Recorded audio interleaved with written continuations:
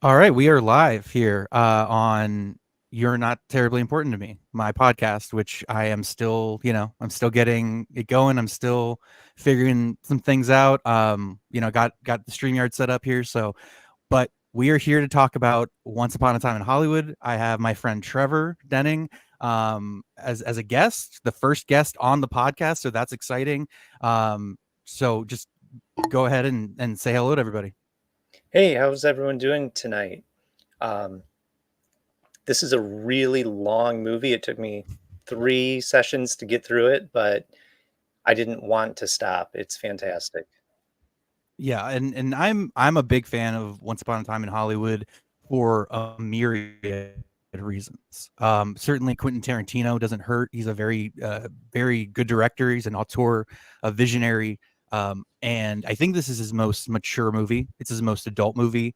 Um, it's really not the quintessential violent criminal, whatever spaghetti western influenced sort of violent action movie. It's definitely much more meditative. It's you know definitely has vignettes, different characters. It jumps around, but I think that it definitely leaves its mark and is substantial on its own.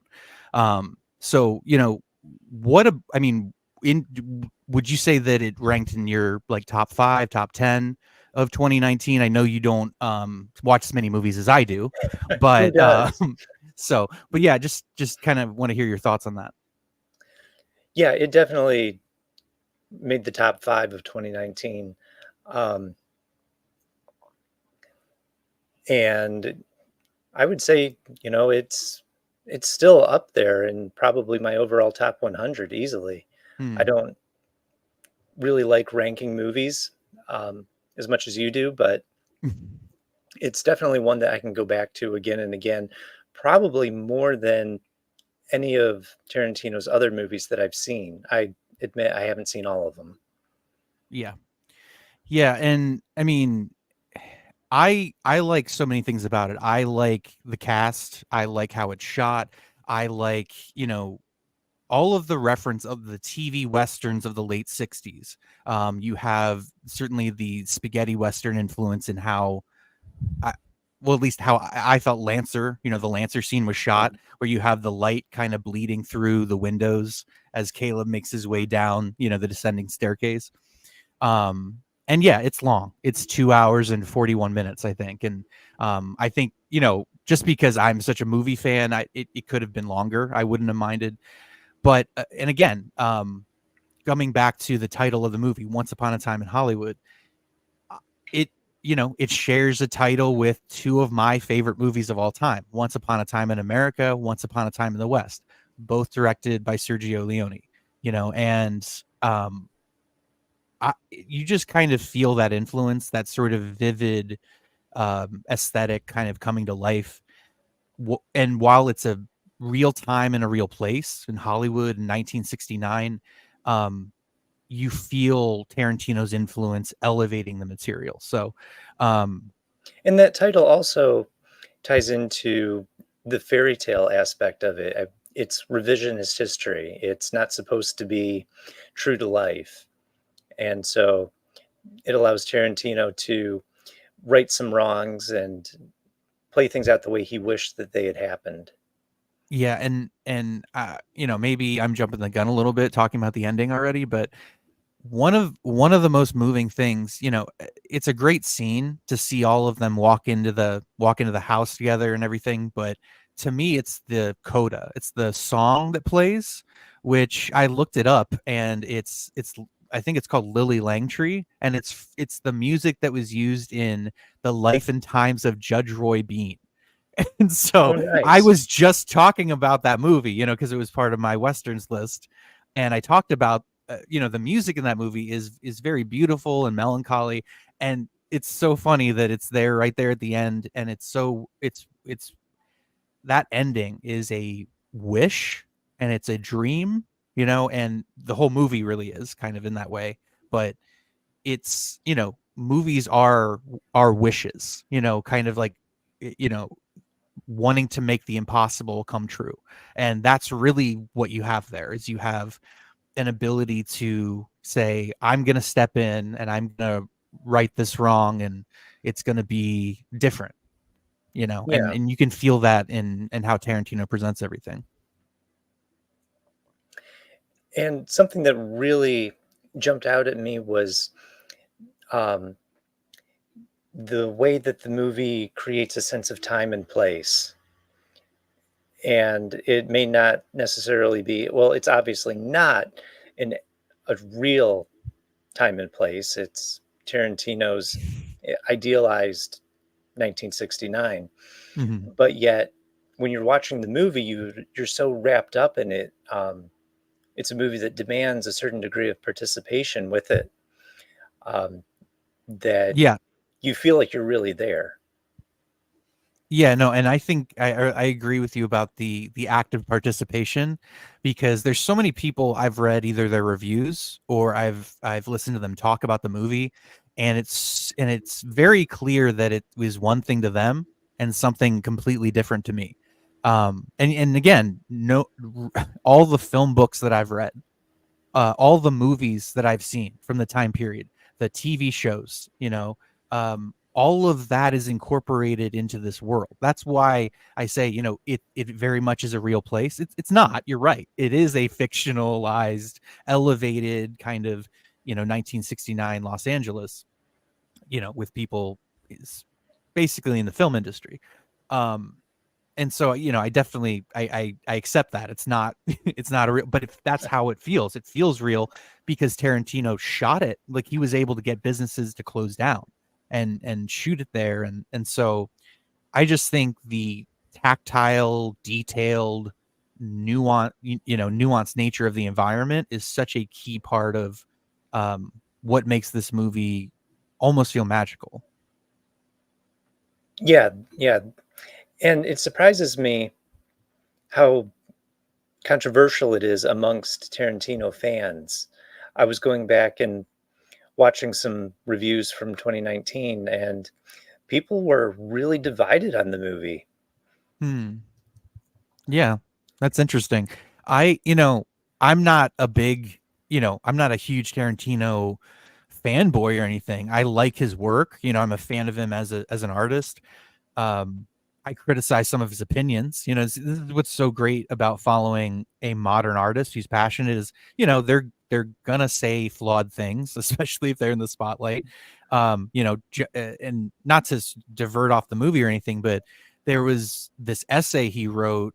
I don't remember when this was, if it was like the late 2000s or something, but where he basically made the case that John Ford in his movies was a racist, and how he covered the Native Americans. And it's like, excuse me, he was one of the first people to actually humanize the Native Americans and not, sort of depict them as savages, So that was just, and it's funny too, because I got him to respond in this Q&A of this podcast that I'm subscribed to. But anyway, it's just, he's an interesting guy, no matter what he does. So I find it surprising that there's Sean Baker, who, yeah, me and follow each other. But anyway, as if I'm not distracted right now. Uh, but no, Tarantino's an interesting guy, and it's a great thing to sort of have somebody that has opinions and is willing to sort of put themselves out there. And no, but this movie, it shouldn't be controversial at all. I think it's a brilliant love letter to the movies. It's a brilliant recreation of the time of the new Hollywood, of what, the changing industry, even, not to mention the country and the city of Los Angeles itself, and then the creeping influences of, the Manson family, and what that represented in terms of how people viewed hippies. And you have Rick's attitude towards hippies. So I mean, I can just keep going on and on and on. I don't mean to not include you here, obviously, but yeah, just yeah. So what do you, just with some of that, what are your thoughts? Well, it surprises me that I like this movie as much as I do, because I think the chief reason that so many people have been turned off by it is that there's really no plot. It's very much a series of vignettes. And even the tagline of the movie is just Tarantino's ninth movie, or, the ninth movie from Quentin Tarantino. Right. You can't really tell anyone what it's about. It's just following these characters around. And yet each vignette is so well crafted that you always know what each character wants. And so the parts of it work so well that it doesn't matter that the whole 2 hours and 40 some minutes doesn't have much plot to it. There's a lot of micro plots. Yeah, I mean, I think it's very purposeful. It's very focused filmmaking, even if it is, like you said, 2 hours, 41 minutes. Um, and I think that, that comes down to good writing. I think that Mhm. Tarantino really has a focused way of getting the necessary dialogue out. He doesn't waste lines. So, and I think that definitely shows up in the movie. Um, I just sort of talking about where the movie starts out, it's checking in on Rick Dalton and Cliff Booth on the set of Bounty Law. Yeah. Um, and I've gathered through rewatches, it's in the past, it's in the late, whatever, the maybe early 60s or something. But Um, I mean, I would have to know more about the references, like, the NBC, little NBC ding, or the stuff well, that's in that scene. Bounty Law is clearly supposed to be um, 50s. Wanted Dead or Alive, Oh, which right, with Steve was, McQueen. yeah, which was Yeah. 58 to 61. Okay. Well, okay. And Then that fits. it interesting, it's something that kind of jumped out at me this time was Bounty Law is basically Wanted Dead or Alive, which starred Steve McQueen, who we see in the movie, so he exists in that world. But McQueen was actually supposed to be at Sharon Tate's house the night of the murders, Yep. and he decided to go out with his new girlfriend that night instead. And so I just thought that was kind of an interesting thing that Tarantino did, setting up Rick as a parallel to Steve McQueen, who basically was there. Right. And of course you have Rick after Bounty Law, 1969. Yeah, when he He's turns kind of into Clint Eastwood. right, and that's what's so interesting is, he's being told by his well, he's not his agent or manager yet, but he's sort of talking with him and kind of saying, what do you think of my resume, my career? And he's like, he keeps getting his ass kicked in as the heavy in different TV shows. And so Al Pacino, who's I'm trying to think his name. It's Mr. Schwartz, but I'm trying to think his first name. Yeah, I'm not going to come up with it, but he basically says, "Hey, go to Italy and make spaghetti westerns as the lead, as the hero, as the guy who wins." And I don't know. I just find that so fascinating, where you have the parallels to Steve McQueen, and certainly that's not the only parallel to Steve McQueen. You have the Great Escape scene, the in the character that Steve McQueen ended up playing. So I just think that's interesting. And then it jumps to Clint Eastwood, and of course Clint Eastwood was famous for these, playing the man with no name and the And spaghetti he also got westerns. his start in 50s TV westerns and Right. Rawhide. Yep. So you kind of have an outline for Rick. Also, for whatever reason, he's sort of and I've just read this through many different reviews, so it wasn't just me who thought this, but is kind of like a Nixonian character. He absolutely hates hippies. I see it now. He's kind of Well, at the time, it wasn't a weird thing to be a conservative in Hollywood, but he definitely is a Republican. You definitely get that vibe from him. Um, but he's sort of at this midlife crisis point. He drinks too much. He's currently, again, playing the heavy on a Western called Lancer.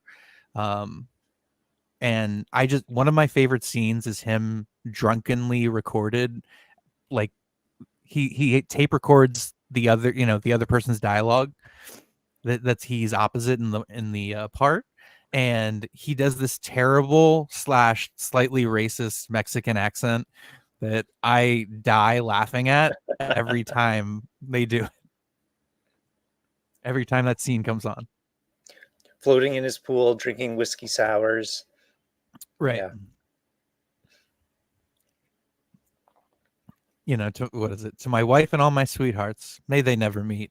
Kind of just whatever. And it's dialogue in the TV show. We come to learn that obviously as we see him on set. But yeah, Rick is going through a midlife crisis. He doesn't feel as good as he used to. He's doubting himself, and I mean all of this is sort of brilliantly communicated when he shows up on set to talk to his co-star, who happens to be an 8-year-old little girl, about the novel he's reading.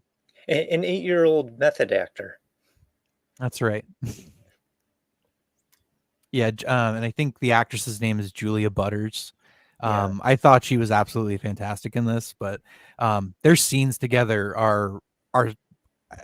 I mean, I'm going to end up sounding like a broken record with saying this is my favorite scene, but I like that scene a lot too, with where they sort of break each other's walls down, Hmm. and get to know each other, and she kind of scolds him for calling her pumpkin puss.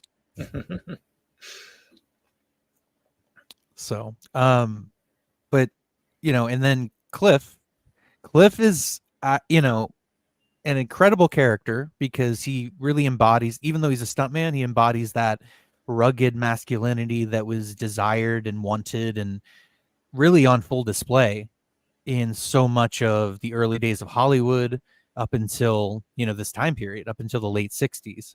And I mean, obviously it continued for longer after that, but there was certainly a different type of actor emerging that was sensitive and that didn't have necessarily the traditional masculine traits. And so Cliff is not only does he represent that, he is reliable. He does what he says. You can trust him. He always does what he's supposed to do. And I can't stress that enough because that model has kind of disappeared in modern America. So, seeing that was really kind of a breath of fresh air, and the fact that he won an Academy Award for that performance is sort of just the cherry on top. But yeah, what did you think of Cliff Booth and Brad Pitt in general?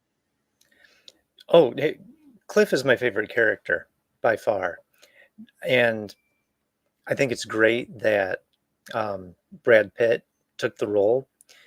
Um, he does best when he's playing off of someone else. And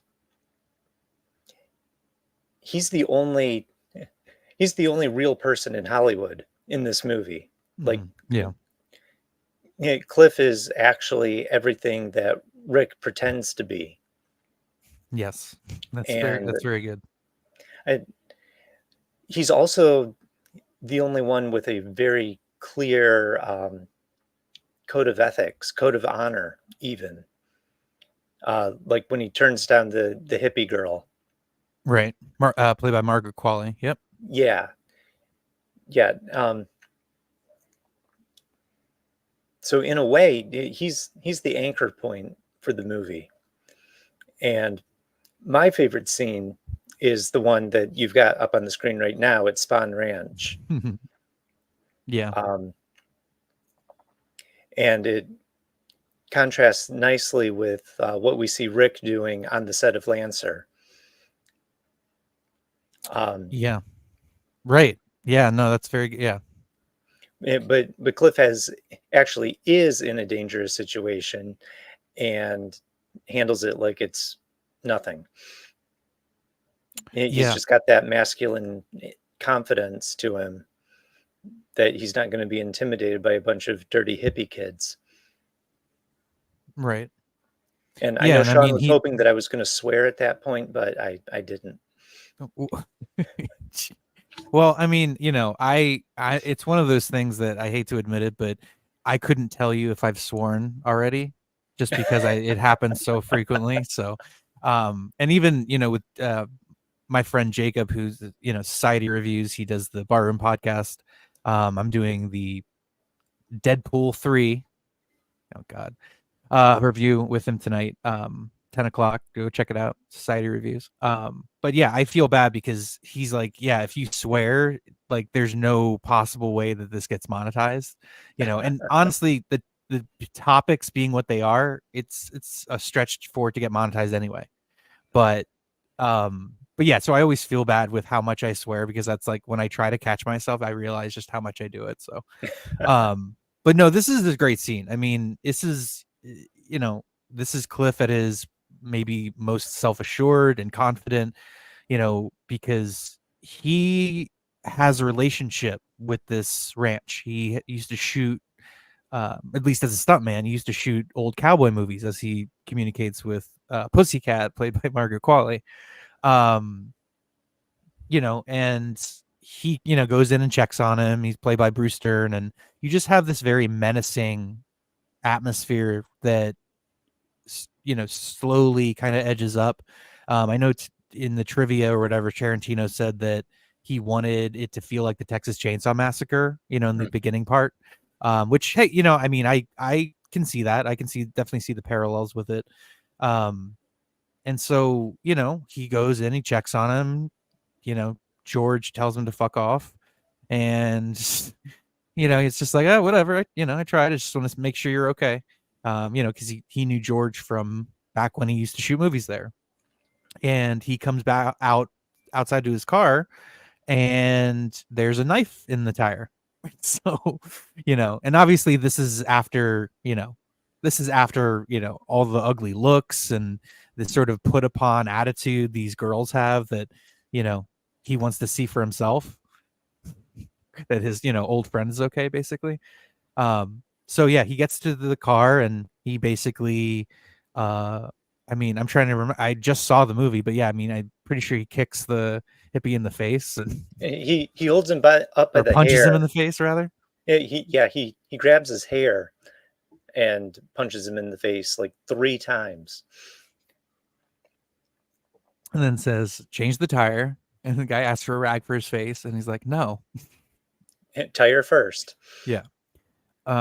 So yeah, I mean, that to me is just a great scene, but you have the sort of flashback when he's working on the roof or whatever at Rick's house, where he's on the set of oh gosh, Green Hornet. That's it, Green Hornet. And I literally almost said Jackie Chan. Bruce Lee, Bruce Lee is there, and yeah, Cassie's gonna hate this. Look, I don't think there's much of a controversy over the. I mean, I know that Bruce Lee's daughter or whatever, or a family member, I think it was his daughter, Yeah. basically was offended and didn't like it. And it's a movie, it's a fantasy. I mean, even we already touched on it with the whole, like, Once Upon a Time in Hollywood, and it's not, it's not real, it's not reality. So I mean, I never had a problem with it, you know what I mean? It's just a fun scene, it's a fun you know uh, I More like than it because, it's actually the Tarantino, when he cuts in that scene, there's only like two cuts, and you have to really pay attention because the scene just absolutely sucks you in. But yeah, I like that one. I do feel bad for the car though. yeah. It's not just a fun scene. It's actually a very important scene because it establishes that Cliff can handle himself, and if he can take out Bruce Lee, then it's no surprise that later when he's on acid, he can take out a bunch of hippies. And so I understand why Bruce Lee's daughter would be offended at this caricature of her father, but at the same time, it's kind of respectful because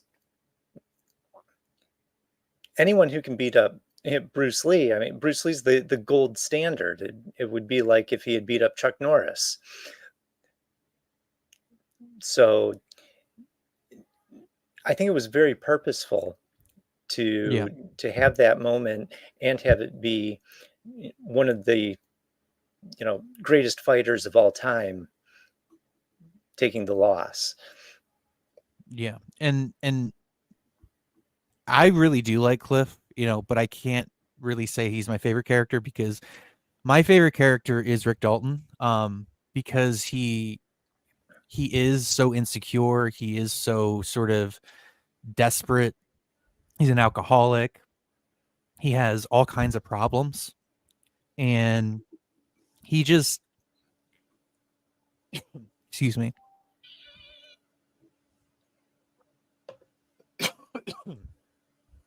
He I don't know, he invokes my sympathy and my empathy, because he is kind of pathetic. He is weak. He is, again, the very everything that Cliff Booth is. That's what Dalton isn't. And so, and I guess that's just my eye for human weakness and my sympathy for him. But, um, I love that he struggles just because he's been drinking too much, and but he's determined to kind of get the role and get the part right, and um lean into really creating a character instead of just kind of like reading the lines of what his characters says in a TV Western. You know what I mean? And so, and I think part of it is Julia Butters' character. I think that that's what helps him raise his game, because he's like, I don't want to get. I mean, this isn't deliberately said, but it's like, I don't want to get shown up by an 8-year-old girl. Right. And I was reading that like Luke Perry is he's supposed to play one of the leads on Lancer, Which but was a not real being TV show. right. No, I looked that up, and I was pretty fascinated by that, to the point where it's like, okay, now I kind of want to track down the episode this is based off of, if it exists. But what did I mean in that scene where they're shooting the TV show? What is some of your favorite aspects of that? Timothy Olyphant. Right. uh, Watching it this time, um, it was the first time I'd rewatched the movie since reading the novel, Once Upon a Time in Hollywood. And so it felt a little different because in the book, Tarantino writes out the entire episode. Like the book switches back and forth between um, the Western of the TV show and the story that we get in the movie. And so I kind of had to keep stopping to remind myself, oh, this isn't in the movie. I remember that from the book. And I just thought it was really interesting how it created such a strong impression on my memory that I would confuse the two. Yeah, I mean, I love like everything about that scene. I love the dialogue that Scoot McNairy, businessman Bob Gilbert. I mean, like the names and everything. He's just like, and Leonardo DiCaprio's dialogue about like, oh, you're about to find out who he is. Like all this sort of like jargon to set up. It's like, just get to the point. Like, why are you saying all this stuff? Um, and Timothy Oliphant, I love it because of his role in Deadwood. Certainly playing Raylan Givens in Justified. He sort of played in two, westerns. I guess you can call Justified a neo western. But and so his inclusion in this movie as Jim Stacy, um, is just great. It's an incredible casting choice, and I really like his performance as well. And when California Dreamin' starts playing and he goes outside to start up his motorcycle, it's like it's very haunting, especially Mhm. with the music, because Jim Stacy lost, I think, his arm and his leg in a motorcycle accident a few years later, a few years Oh, after, I didn't know that. yeah, I just read that. And so because yeah, and it's weird because I didn't know that all the times I saw it, and that scene always sticks in my mind because it feels melancholy for almost, I don't want to say no reason, but the movie is sort of drifts towards that direction at times. But um it's something that when you think about it, it's just sort of puts a somber note on things. But speaking And of music, I'm sorry, go ahead. yes. Yeah, oh, I was going there too. I thought it was great that, they chose, Jose Feliciano's rendition of California Dreamin' over the better-known Mamas and the Papas version, because it does have that more melancholy note. Yeah, And and they come up later. They come up almost right after the Mamas and the Papas. So I mean, maybe that was just Tarantino wanting to switch it up, but yeah, I think it's a much better rendition, especially for that scene. absolutely, and it just fits the tone. It fits the setting. Yeah, and so speaking of music, this soundtrack is kind of incredible.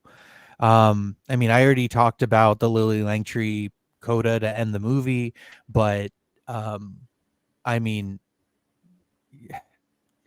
it's just like the party scene where Margot Robbie arrives as Sharon Tate with Roman Polanski, and son of a loving man, and like you see Mama Cass, and I mean, you just see Steve McQueen, you see, and and it's at the Playboy Mansion, 1969. I mean, it's such a grandiose, almost paradisical view of Los Angeles at that time, in a sense where it's like, so much was possible, so much was going on, so many creative people, so many talented individuals all in one place. And you know that with just in terms of Sharon Tate, that it's going to go somewhere dark, and that kind of hovers over the whole movie.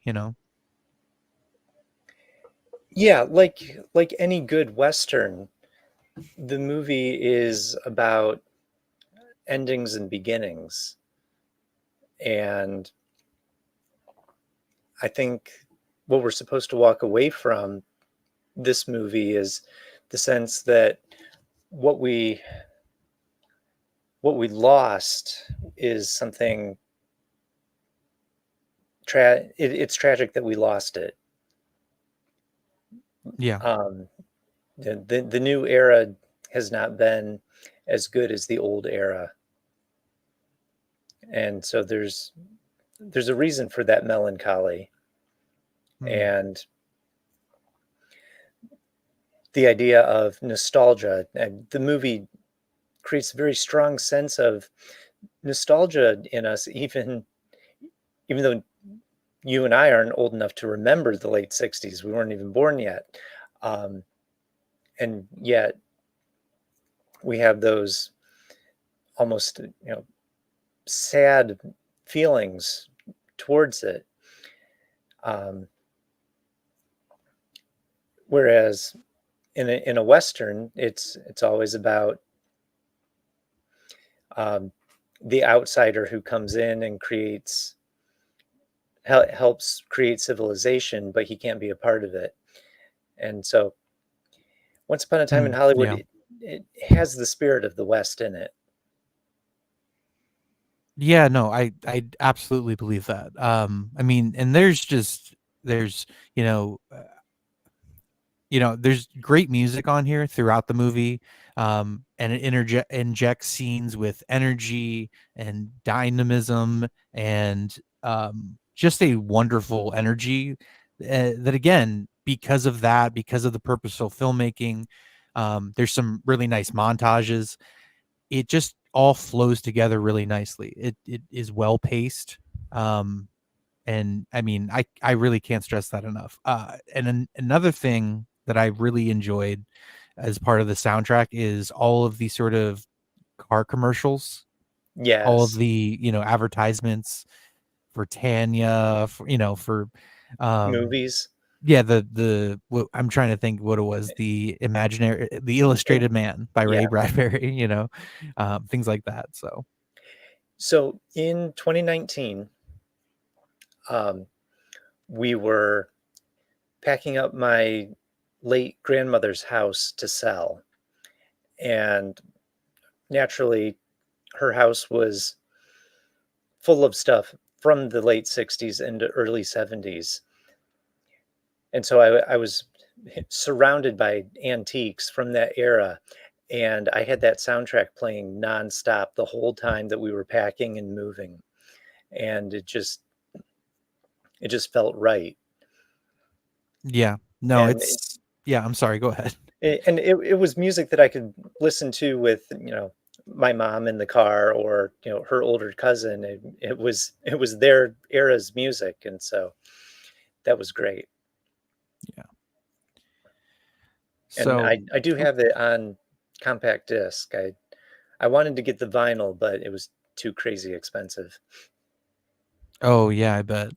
Um, I'm trying to think. I have the collector's edition of Once Upon a Time in Hollywood on 4K Blu-ray, but there's a 45 that came with it. I'm not sure what that's. I think it's the Hullabaloo thing where Leonardo DiCaprio's dancing.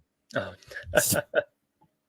But but yeah, it's that was really cool to get because they only had a limited number, and it's one of those things that they didn't make any more of, so it's pretty cool. that's awesome. But yeah, um yeah, Margot Robbie sort of, um her spirit, her energy as Sharon Tate kind of is. I don't know, I don't want to say it's the soul of this movie, but you know we definitely get the impression that Tarantino wanted to honor her and sort of remember her and her life. And um, I think a big fear here, with especially with Tarantino's resume, and doing a Sharon Tate Manson movie, among other things, obviously. But I think people were worried that this was not the person to cover, you know, uh, someone like Sharon Tate. But I really think he did a great job of respecting her and honoring her and making her character really part of the movie and its fabric. Yeah, I like how he didn't digitally insert Margot Robbie into the wrecking crew. Like he left Yeah. Sharon Tate there. Um, And what's really sad about that is that the theater she's going to is the Bruin. The Bruin literally had their last showing last night. really? It closed its doors after being open for something like 90 years. Wow. Um, and that's a shame. A, because I never got to go there and go see a movie, but also just because like it's a historic landmark in Los Angeles. I mean, it's the UCLA Bruins. I'm not saying they're named after, I'm sure they're not, but it's just like it's sad. It's a really like, and I'm not a Angelino. I'm not from Los Angeles. I've been there once. You know what I mean? But but as a lover of movies, as somebody who you know uh, certainly in this movie, but it's been in countless movies shot in Hollywood. So um, it's just a sad reminder watching this movie, knowing that was closing this week. But I'm just trying to think here because I know we talked about the ending at least a little bit. I know we didn't, get to the most memorable part of it, but um, I'm really happy Quentin Tarantino found a way to bring back the flamethrower. You know, and this is something I actually wanted to explore because I will get to the flamethrower and obviously how it's utilized. Um, you know, I maybe I was just going through something in 2019. I know I broke up with my girlfriend at the time, but there's something to each man in this movie is except for Cliff is compromised by a woman in his life. So it could be George with the family. It could be, and I guess Charles Manson doesn't count because he's like a, you know what I mean. He's barely in the movie, but He compromises women. yeah, but you have Rick, and this is the thing too is like Rick, you know, means well, but he's not really a good friend. You know what I mean? And in that way, he is an opposite of Cliff, where Cliff's constantly there and always kind of looking out for him and always kind of anything he needs. Um, but he kind of ditches him because he's going to get married. Hmm. And it's somewhat understandable. You know what I mean? Because that is kind of what happens just naturally. Um, but then of course you have the ending of the movie. Um, and so you have these examples of that happening, and Cliff is sort of just this free, and very much representing like the cowboy in the western, where it's like he isn't really tied down. He's happy getting up every day and going to work and doing what he has to do to get through the day, and helps out his friends when they're in need, and is always there and to be counted on. Um, so I don't know. I probably read maybe too much into it, but it did feel like that. It felt like Cliff was able to avoid all of this stuff because he wasn't tied down in a relationship or something. But Just him and his dog. yeah. So, but yeah, no, and kind of talking about the ending, Cliff buys, I don't know, what was it, an acid dipped cigarette? Yeah. Okay, so yeah, he buys an acid dipped cigarette. Um, Ironically, I think from one of the hippie girls. Um, For 50 cents. right. And so, he goes for a walk. Um, yeah, let's just call it, yeah. The night of the supposed Manson murders, which I think was August 8th, 1969. He goes for a walk with his dog. He smokes the cigarette on the walk, I think. Hmm. Um, he comes back and then he starts hallucinating. It's about this time that you know, Tex Watson and the other couple of girls, break into his house. And yeah, I mean, basically what happens is, kind of a wish fulfillment fantasy for Quentin Tarantino. It's sort of his alternate history arc that he does with Inglorious Bastards. Hmm. Um, but I think that it has a sort of poignancy to it just because, you know, as many of us know about the real life events, we wish it could be different. We wish it could have gone a different way. We wish that literally what happens in Once Upon a Time in Hollywood actually happened. And I think I'm speaking in terms of like not wanting to spoil it because I'm used to doing that. But it's just like, yeah. So let me just ask, what is your favorite part of, I guess not the ending, but like the disposing of the Manson family. Well, it's not just what Tarantino wishes had happened. It's also him um, taking revenge for what did. I mean, that scene is so over the top. Yeah. It's so absurd.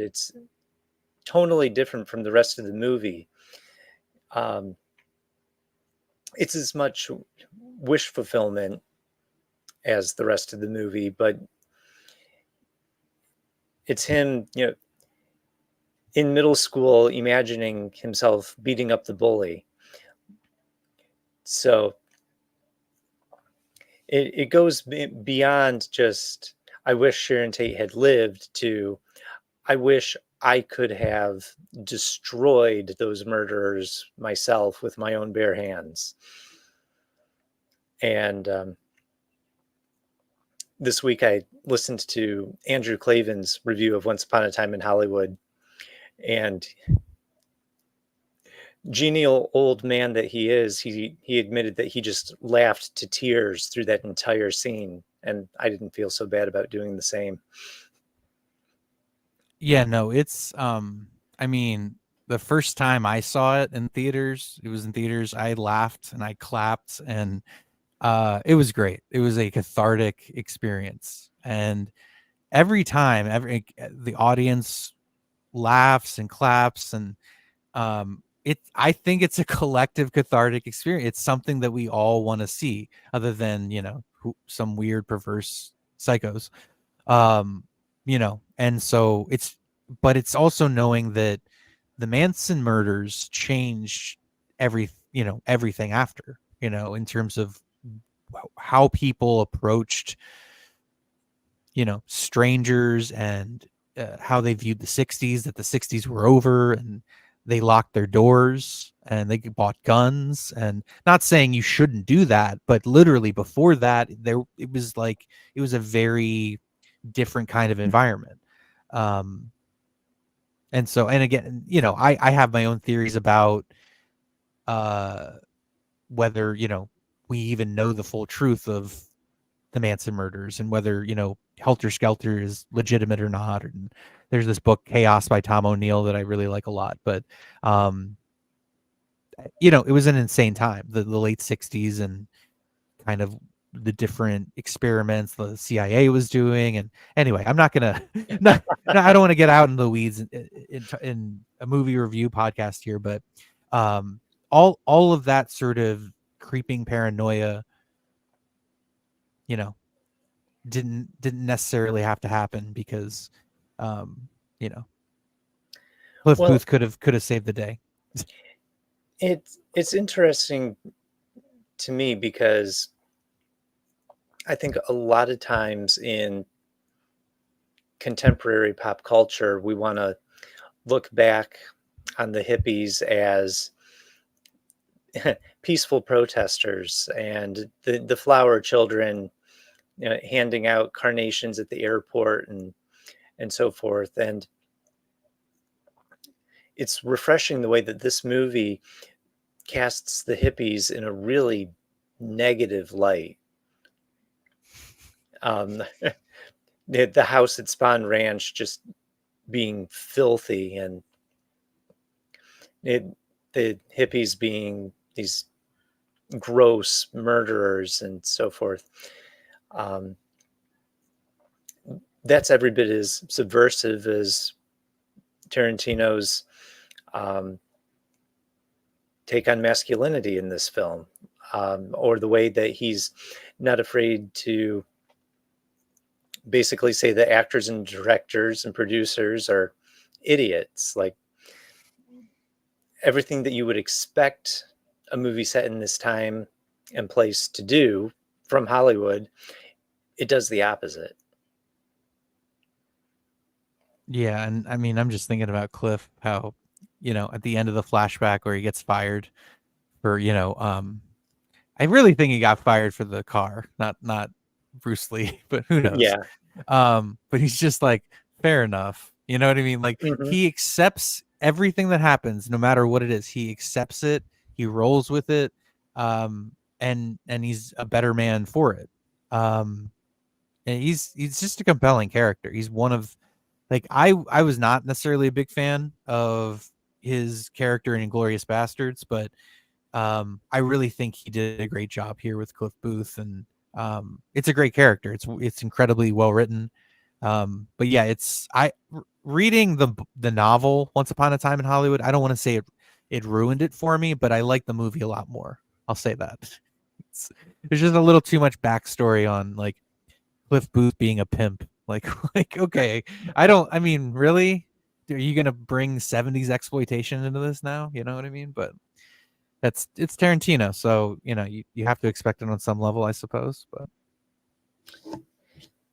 Yeah, yeah. The book probably gives too much information. yeah, and I mean, he apparently he writes his scripts like novels. Yeah, he did an So interview with Joe Rogan where he said that he basically wrote the novel first and then tried to adapt it into a play before ultimately deciding to do the screenplay. yeah, uh,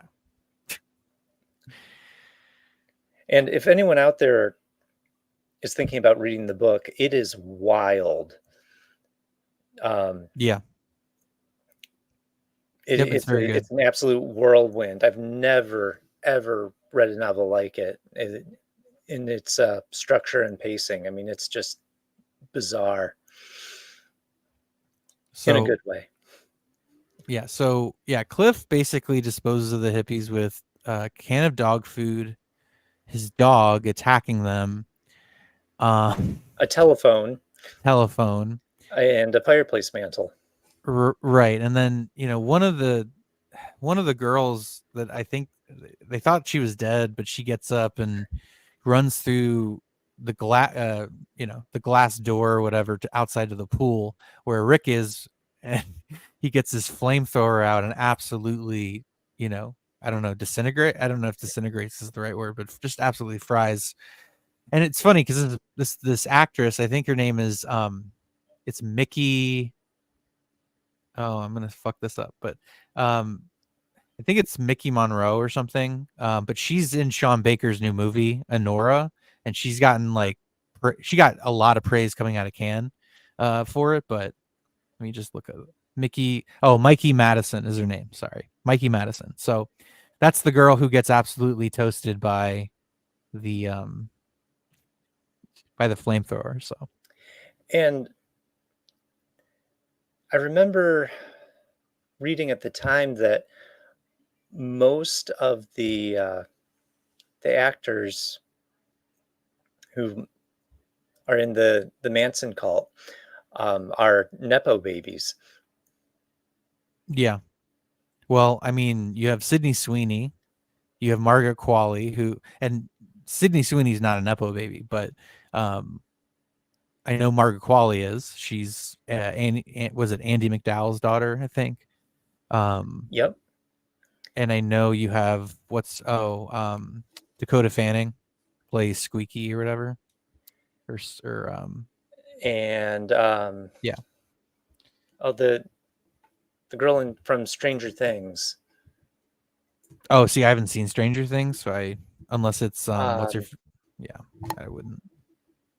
the one who chickens out of the murders and runs away. Oh, right, the Uma Thurman's Uma Thurman, yeah, I can't talk. Yeah, and Ethan Hawke's daughter, Yep. Um, Maya Hawke. Maya Hawke. Yeah, good. Yeah, you can tell I'm tired because I actually no, remembered I'm before I found her IMDb.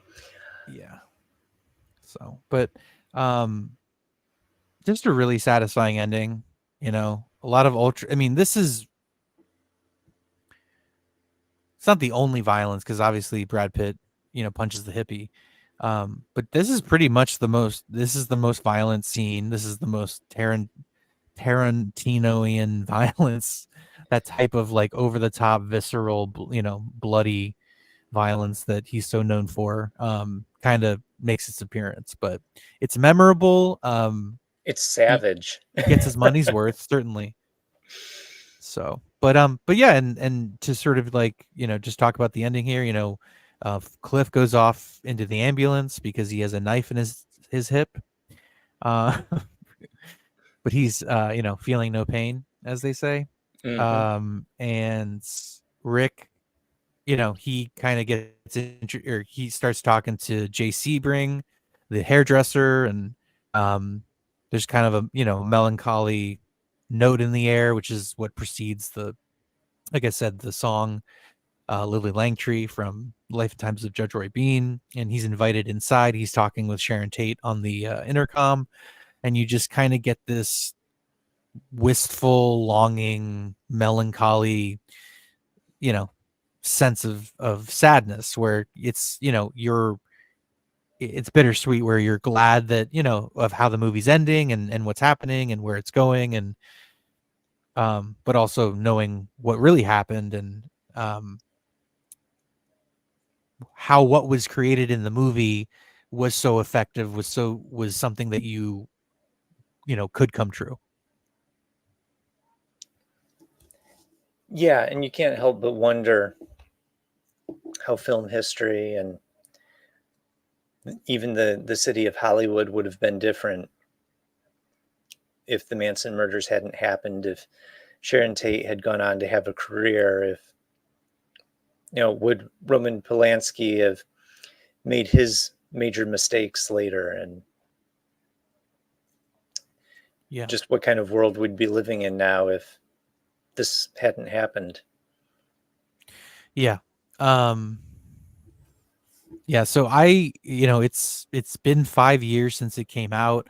I still think it's a very good film. I still think of it as a 5 out of 5 movie. It's really hard to find flaws in it on top of sort of just the kaleidoscopic pageantry, in detail of every shot, every scene, every car, you know what I mean? So, I certainly still hold it in high regard.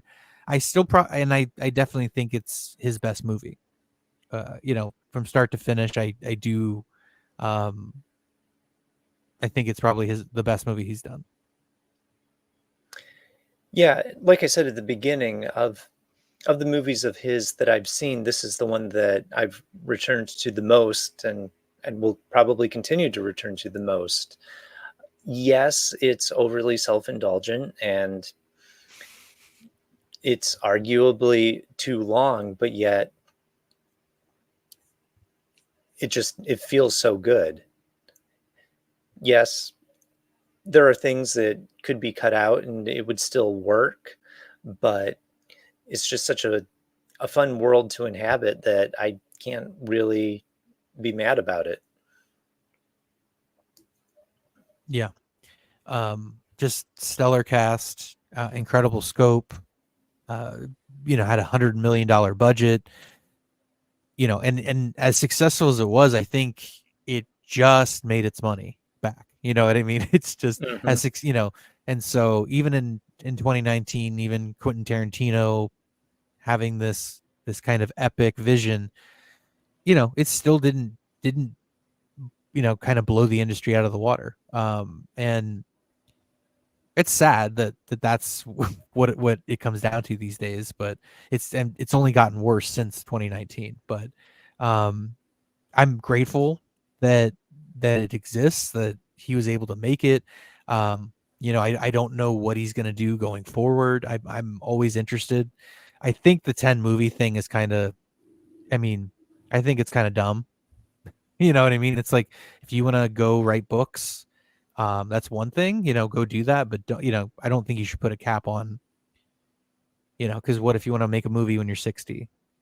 You know what I mean? Yeah, and I think it sounds like he's put so much pressure on himself to make the 10th movie his magnum opus that he's given himself writer's block. Yeah, especially with what's happened with, he was going to do the film critic and then he decided against it. And so, but did you have any final thoughts about this movie here before we wrap up? No, I don't think so. I think we covered everything. It's a in a weird way, and I don't think anyone would have ever said this about a Quentin Tarantino movie. It's it's almost a comfort film. Like, it's just an escape to a really amazing time and place that never actually existed. And Yeah. the music's great. Yeah. Yeah, no, just yeah, and I kind of gave my final thoughts already, but yeah, I love the movie. I think it has great acting, great writing, great cinematography, and just the places it takes you. It's just very fascinating. So, um, that's probably going to do it for us. Like we've pretty much exhausted talking about this movie. I'm just exhausted in general, but it was really great having you on. Do you have anything that you would like to plug in terms of your site or your Twitter, anything like that? Yeah, it would be great if you could check me out at meanwhilewithtrevor.locals.com. Um, I do a lot of movie and television reviews and some social commentary. I try not to get into politics too much, except where it overlaps with those things. Intersects. There we go. Um, and I'm hoping that in the near future I can do more with that. So, other than that, you can find me on Twitter at Bookstore Thor. And thanks for having me on, Rob. Yeah, absolutely. So yeah, and as always, guys, my Twitter at Rob underscore motto on Twitter. You can check out my review of Deadpool 3 here coming up at 10 o'clock Eastern with Rick Aragon and Jacob Smith at Society Reviews. That'll be over at Society Reviews on YouTube. So just come check us out there. And then I'll also be on the Barroom podcast pretty much every Tuesday at 9 o'clock Eastern at Society Reviews as well. So thank you so much, Trevor, for coming on and reviewing the Well, movie with thank me and you. talking it through with me. I'm going to say goodbye, and we'll see you next time. See ya.